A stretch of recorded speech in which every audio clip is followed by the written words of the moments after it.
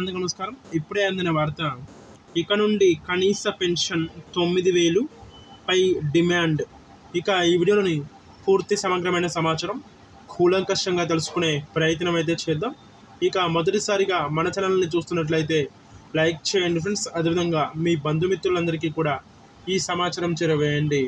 ప్రతి ఒక్కరూ కామెంట్ చేయండి. ఇక మర్చిపోకుండా మన ఛానల్ని సబ్స్క్రైబ్ చేసుకోండి. సబ్స్క్రైబ్ చేసుకొని బెల్ ఐకాన్ని యాక్టివేట్లో ఉంచుకున్నట్లయితే తద్వారా ప్రభుత్వాలు తీసుకొచ్చే ముఖ్యమైన సమాచారం ఎప్పటికప్పుడు వీడియో రూపంలో కానీ లేదా నోటిఫికేషన్ రూపంలో కానీ రావటం అనేది జరుగుతుంది. కావున ఫ్రెండ్స్ అందరూ కూడా మర్చిపోకుండా మన ఛానల్ని సబ్స్క్రైబ్ చేసుకోండి. ఇక ఈరోజు వీడియోలోని ముఖ్యమైన సమాచారం అయితే ఆలస్యం చేయకుండా వెళ్ళిపోయినట్లయితే, ఇక ఫ్రెండ్స్ అందరూ కూడా ఎవరైతే మన ఛానల్ని చూస్తున్నారో ఈ వీడియోని ఎక్కడ స్కిప్ చేయకుండా చివరి వరకు చూడండి ఫ్రెండ్స్. అప్పుడే ఈ వీడియోలోని పూర్తి సమాచారం మీరు తెలుసుకునే అవకాశం అయితే ఉంటుంది. కాబట్టి ఇక ఈరోజు వీడియోలోని వివరాలకైతే వెళ్ళిపోదాం.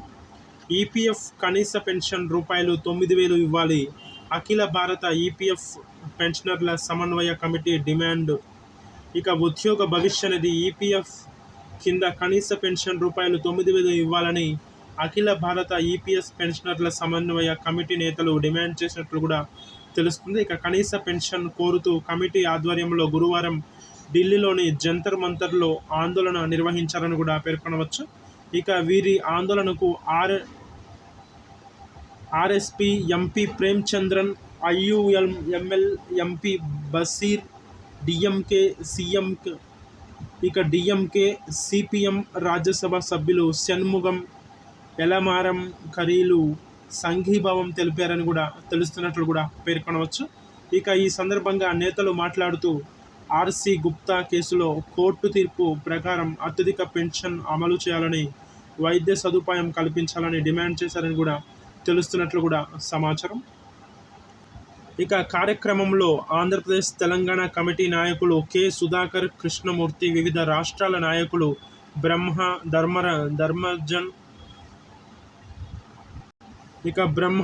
ధర్మజన్, అతుల్ దిశే, మనోహర్ జాదవ్, ఖేమ్ సింగ్ అబ్రాల్ తదితరులు పాల్గొన్నారని కూడా చెప్పుకోవడంలో ఎలాంటి నిస్సందేహం లేదని కూడా తెలుస్తుంది. ఇక ఎవరైతే మన ఛానల్ని మొదటిసారి చూస్తున్నారో ప్రతి ఒక్కరూ లైక్ చేయండి ఫ్రెండ్స్. లైక్ చేయడం ద్వారా రాష్ట్రాల వ్యాప్తంగా, ప్రాంతాల వ్యాప్తంగా, దేశాల వ్యాప్తంగా ఉన్న కొన్ని వేల కోట్ల మంది పెన్షన్దారులందరికీ కూడా ఈ సమాచారం చేరుకునే అవకాశం అయితే ఉంటుంది. కాబట్టి ఫ్రెండ్స్ అందరూ కూడా లైక్ చేయండి. అదేవిధంగా ప్రతి ఒక్కరు కూడా మీ స్నేహితులకి, బంధువులకి, ఇరుగు పొరుగు వారికి, శ్రేయోభిలాషులకు, మిత్రులందరికీ కూడా ఈ సమాచారం చేరవేయండి. ప్రతి ఒక్కరూ కామెంట్ చేయండి. కామెంట్ రూపంలో